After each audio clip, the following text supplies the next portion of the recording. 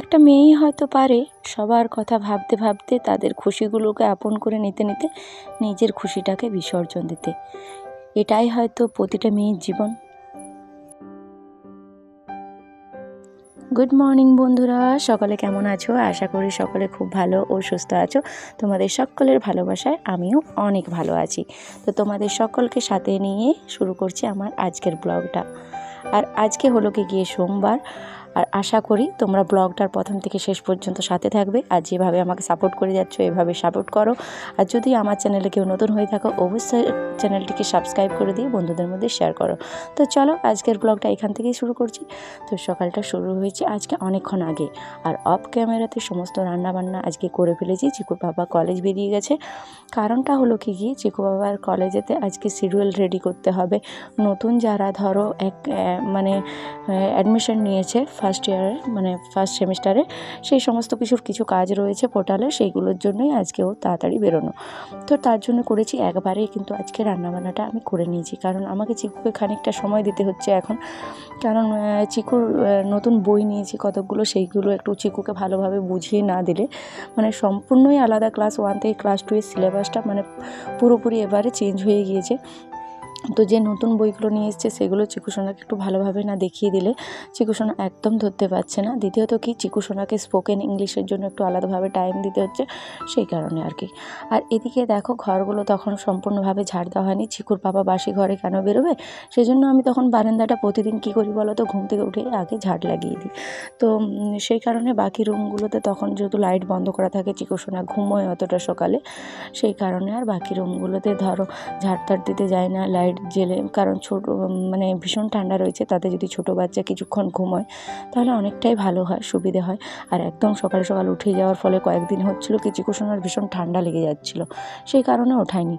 আর এখন আমি ঝাড় দিচ্ছি, এখন চিকুকে উঠিয়ে দিয়ে একদম, আজ সকালে বললো মা খিদে লেগেছে, তো সকালে আমি ওকে আগে কাজু কিশমিশ যে ভিজিয়ে রাখি সেটাই দিয়েছি, তারপরে দিয়েছি আমি ওকে দুধ। আজ সকাল সকাল উঠে একদম অফ ক্যামেরাতে রান্নাবান্নাটা সেরে নিয়েছি। চিকুর পাপা গিয়েছে কলেজ। তো এখন আমি সংসারের টুকিটাকি যে কাজ ছিল, সকালে খাওয়ার, থালা বাসন ধোয়া, ঝাড় দেওয়া, সমস্ত কিছু করে স্নানটা করে চলে এসেছি। আর এখন আমি পুজোটা করে নেব। তারপর তো বাকি সংসারের সারাদিন কাজকর্ম রয়েছে, সমস্তটাই তোমাদের সাথে শেয়ার করব।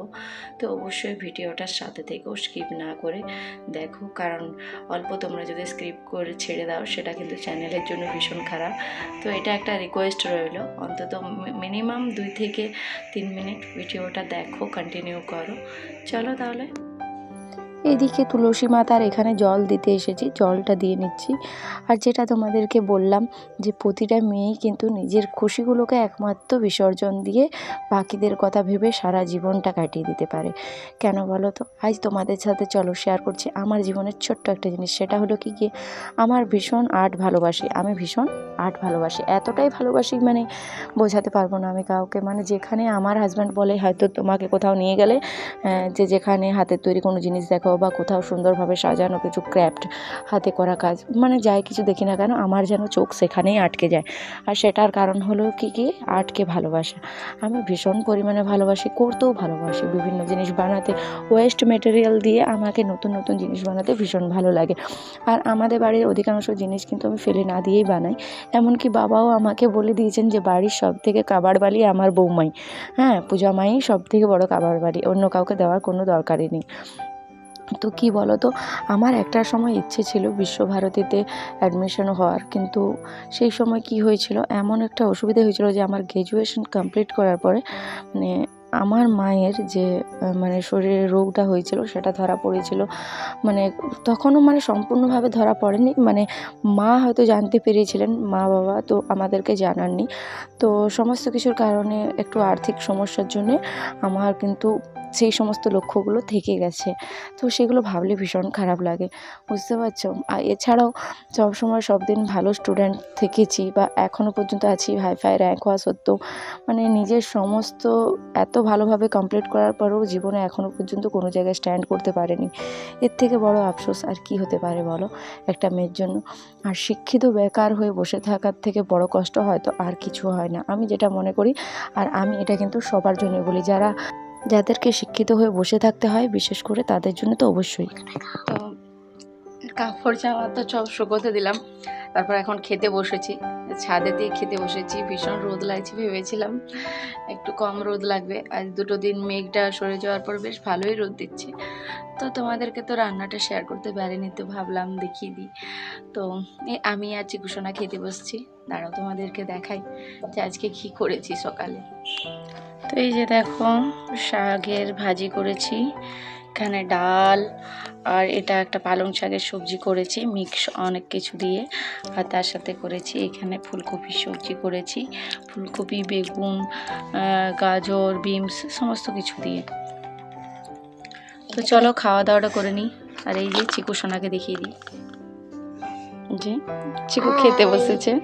চিকুর শরীরটা আজকে অনেকটা ভালো আছে, পিঠে ব্যথাটাও কমেছে। তো চলো খাওয়া দাওয়াটা করে নিই। আর অনেকটা সময় পেরিয়ে গিয়েছে, চিকু সোনাকে ঘুম পাড়িয়ে দিয়েছি। তার অনেকটা দেরিতে, মোটামুটি চিকুর ওঠার সময় হয়ে গিয়েছে। তখন এসেছি ছাদে, যে বসেছিলাম খাবার খেতে, মাদুরটা থেকে গিয়েছিল, শিশির পড়বে একটু পরে, তো ওটাকে আগে গুটিয়ে রেখে দিচ্ছি। তারপরে কাপড় জামাগুলো উঠিয়ে নেব, কারণ একটুকু মানে 5টা 5:30 বাজলে কি হয়, 5টা বাজলে মোটামুটি শিশির পড়তে শুরু হয়ে যায়। তো তার আগে উঠিয়ে না নিলে কাপড় জামাগুলো তো একটু ভেজা ভেজা ভাব চলে আসে। তাই আগে সমস্তটাই গুছিয়ে উঠিয়ে নিচ্ছি একবারে। আর রোদ একদমই নেই, এখন চলে গিয়েছে, মোটামুটি এখন বাজে ওই 4:30টার মতো। তো চলো কাপড় জামাগুলোকে আগে গুছিয়ে নিই। তারপর কয়েকটা গাছ রয়েছে যে ছাদে বা সিঁড়িতে, সেগুলোতে আগে একটু জল দিয়ে দেবো, কারণ দেখলাম কি শুকিয়ে গেছে হালকা হালকা মাটিটা। তো চলো সেইগুলোতে জল দিয়ে নিচ্ছি আগে। আর এই পাতাগুলো দেখছি কয়েকদিন গাছের হলুদ হয়ে যাচ্ছে, কীরকম যেন একটা দেখতে লাগছে গাছটা। তাছাড়া এই গাছটা সত্যি এত সুন্দর গ্রো করেছে, তোমরা দেখছো তো, ভীষণ সুন্দর। আর এই দেখো, এই আর্টটা আমি তোমাদের সাথে শেয়ার করেছিলাম, এইগুলো ভাঙ্গা কুপ দিয়ে করেছি। আর মাঝের যেটা রয়েছে, মাঝেটা আমি ছোট ছোট নুড়ি কাকর বসিয়ে তাতে রং করে করেছি, কালার করে। ওটা কিন্তু কাছের থেকে দেখতে ভীষণ সুন্দর লাগে। আর এইগুলোতেও চটপট করে একটু জল দিয়ে নিলাম। তো চলো, তো এখন হলো বিকেলের সময়, অনেকটা সময় পেরিয়ে পরে তোমার রেস্ট করলাম, ছেলেকে ঘুম পাড়ালাম। এখন ছেলে বাইরে খেলছে, সোয়েটার পরিয়ে দিলাম। তো এই যে আমি আছি ছাদে, ছাদে ওই গাছপালাগুলোকে একটু জল দিলাম। তো কয়েকটা গাছ রয়েছে, আর সিঁড়িতেও রয়েছে কয়েকটা, তোমাদেরকে তো দেখিয়েছি, সেইগুলোতে জল একটু দিয়ে নিলাম। আর যেহেতু সবগুলোই ইনডোর প্ল্যান্ট, তো বেশি জল দিতে হয় না, মোটামুটি 5-6 দিন পর পর একদিন করে জল দিলেই হয়। তো এখন চিকু মোটামুটি অনেকটাই ভালো আছে। তোমরা অনেকেই বলেছো যে চিকু সুস্থ হয়ে যাবে, ভালো হয়ে যাবে। তো ব্যাক পেনটা অনেকটাই কমেছে। আর কালকে যাব চিকু টেস্ট করাতে, কয়েকটা টেস্ট দিয়েছে ডাক্তার, তো সেগুলোই করাতে যাব। তো চলো, আজকের ব্লগটা কিন্তু এখানেই শেষ করছি। আশা করি তোমাদের কিন্তু আজকের ব্লগটা ভালো লেগেছে। আর এখন চিকুকে নিয়ে আমি ভীষণ টেনশানে রয়েছি, তার জন্য খুব ভালোভাবে একটা ভিডিও শ্যুটও করতে পারছি না, মনও ভালো নেই অতটা। আর চিকুর পাপারও কয়েকটা দিন শরীর খারাপ ছিল, সেই অবস্থাতে কলেজ করতে হচ্ছে। তো মোটামুটি কালের দিনটা কলেজ করলে এখন ছুটি পড়ে যাবে, কারণ 25শে ডিসেম্বর থেকে শুরু করে জানুয়ারির ফার্স্ট উইক পর্যন্ত ছুটি থাকে। তো চলো, সবাই ভালো থেকো, সুস্থ থেকো, আর এইভাবেই পাশে থেকো। বাই।